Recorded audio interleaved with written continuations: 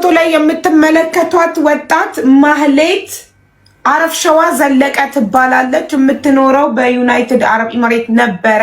ማሂ የውበት ሳሎን የሚባል ሳሎን ነበራት።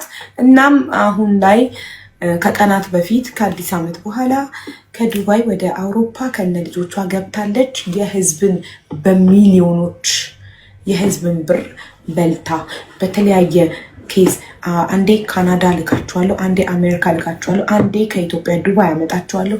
በጣም ብዙ ነገር እያለች የህዝብ ብር በልታ የጠፋች ሌባ ናት እና ያለችበትን የምታውቁ ካላችሁ ተባበሩን። አውሮፓ መግባቷን ብቻ ነው፣ የት አውሮፓ እንደሆነ አይታወቅም። አውሮፓ መግባቷን ብቻ ነው የኢማራት ፖሊስ የሰጠን ኢንፎርሜሽን።